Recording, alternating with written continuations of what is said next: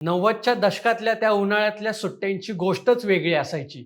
जेव्हा गावाकडच्या वाड्यात भिंतीवर टांगलेला तो व्हिडिओकॉनचा टीव्ही म्हणजेच अख्ख्या गल्लीचा मानबिंदू असायचा. त्या काळी व्हिडिओकॉन म्हणजे केवळ एक इलेक्ट्रॉनिक ब्रँड नव्हता, तर ते मध्यमवर्गीय लोकांना दाखवलेलं रंगीत स्वप्न होतं. ज्याच्या घरी व्हिडिओकॉनचा टीव्ही असायचा, तिथला रुबाब काही औरच असायचा. पण ह्याच व्हिडिओकॉन कंपनीकडून एक चूक घडली आणि ह्या एका चुकीमुळं ही बलाढ्य साम्राज्य असलेली कंपनी दिवाळखोरीत निघाली. ज्या टीव्हीने आम्हाला सचिनची सेंचुरी दाखवली, ज्याच्या जाहिरातींमधल्या गाण्यांवर आम्ही नाचलो, ती कंपनी कर्जाच्या ओझ्याखाली बंद पडण्याच्या मार्गावर येऊन थांबली. या कंपनीवर ही वेळ का आली असेल? ही कंपनी कशी स्थापन झाली आणि कोणत्या एका चुकीमुळं व्हिडिओकॉन कंपनी डबघाईला आली, याबद्दलची संपूर्ण माहिती आपण या व्हिडिओच्या माध्यमातून जाणून घेणार आहोत. नमस्कार, मी स्वप्नील आणि तुम्हाला तर माहिती आहे आपला विषयच भारी. व्हिडिओकॉन समूहाचा हा प्रवास भारतीय कॉर्पोरेट जगात बलाढ्य आहे, ज्यामध्ये शून्यातून विश्व निर्माण करायची जिद्द आणि एका चुकीमुळे झालेला ऱ्हास या दोन्ही गोष्टी प्रकर्षाने दिसून येत आहेत. या कंपनीची सुरुवात 1979 मध्ये झाली. छत्रपती संभाजीनगर येथील एका मध्यमवर्गीय कुटुंबातील वेणुगोपाल धूत यांनी व्हिडिओकॉन इंटरनॅशनल कंपनीची मुहूर्तमेढ रोवली. धूत कुटुंबाचा मूळ व्यवसाय शेती आणि कापसाचा होता, परंतु वेणुगोपाल धूत यांनी इलेक्ट्रॉनिक क्षेत्रात काहीतरी वेगळं करायचं होतं. 1980च्या दशकात भारतात जेव्हा कलर टीव्हीचं आगमन झालं, तेव्हा व्हिडिओकॉनने जपानी कंपनी तोशिबाशी पार्टनरशिप करून भारतीय बाजारपेठेत आपली ओळख निर्माण करायला सुरुवात केली. स्वस्त आणि टिकाऊ टीव्ही देणारी कंपनी अशी ओळख निर्माण झाल्यामुळं कमी वेळेतच व्हिडिओकॉन हे भारतीय लोकांच्या घराघरात पोहोचलं.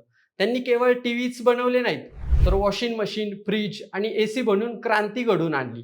90च्या दशकात व्हिडिओकॉन ही भारतातील सगळ्यात मोठी आणि विश्वासाने ग्राहक स्वतःकडे ओढून ठेवणारी कंपनी म्हणून गणली जाऊ लागली. तो काळ असा होता की भारताच्या घरात व्हिडिओकॉनचा टीव्ही असणं हे अभिमानाचं लक्षण झालं होतं. धूत यांनी अतिशय हुशारीने जागतिक कंपन्यांशी हातमिळवणी केली आणि भारतीय ग्राहकांच्या गरजा ओळखून त्यांचे प्रोडक्ट अपडेट केले, ज्यामुळे त्यांचा प्रॉफिटचा ग्राफ सातत्याने वर जाऊ लागला. परंतु यशाच्या शिखरावर असतानाच कंपनीने घेतलेले काही निर्णय त्यांच्या विनाशाचं कारण ठरलं. 2000च्या दशकात व्हिडिओकॉनने आपली कंपनी केवळ इलेक्ट्रॉनिक क्षेत्रापुरता मर्यादित ठेवली नाही. त्यांनी आपल्या व्यवसायाचं विविधीकरण म्हणजेच ओव्हर डायव्हर्सिफिकेशन करायचा निर्णय घेतला. हाच तो एक चुकीचा निर्णय जिथून कंपनीच्या पडझडीला सुरुवात झाली. धूत यांनी तेल, वायू उत्खनन, टेलिकॉम, वीज निर्मिती आणि DTH सेवा अशा भांडवल प्रधान क्षेत्रांमध्ये मोठ्या प्रमाणावर गुंतवणूक करायला सुरुवात केली. विशेषतः टेलिकॉम क्षेत्रात प्रवेश करायला त्यांनी हजारो कोटी रुपयांचं कर्ज घेतलं. 2008 मध्ये जेव्हा सरकारने 2G स्पेक्ट्रमचं वाटप केलं, तेव्हा व्हिडिओकॉनला अनेक सर्कल्समध्ये लायसन्स मिळाले. पण त्यानंतर निर्माण झालेल्या 2G घोटाळ्याच्या प्रकरणानं आणि सर्वोच्च न्यायालयाने रद्द केलेल्या लायसन्समुळं व्हिडिओकॉन कंपनीचं कंबरड मोडलं. टेलिकॉम व्यवसायासाठी घेतलेलं हे कर्ज फेडायला त्यांना अशक्य होऊ लागलं. आणि दुसरीकडे सॅमसंग आणि LG सारख्या कोरियन कंपन्यांनी भारतीय इलेक्ट्रॉनिक्स बाजारपेठेत आपले पाय घट्ट रोवले. व्हिडिओकॉनने आपले मूळ व्यवसायाकडे दुर्लक्ष केलं आणि नवीन टेक्नॉलॉजीकडे जुळून घ्यायला लागले. त्यातही त्यांच्या पदरी अपयशच येऊ लागलं. त्यामुळं झालं असं की त्यांच्या टीव्ही आणि फ्रीजची विक्री घटायला सुरुवात झाली. त्यानंतर 2009 ते 2011 या काळात ICICI बँकेने व्हिडिओकॉन समूहाला सुमारे 3250 कोटी रुपयांचं कर्ज मंजूर केलं.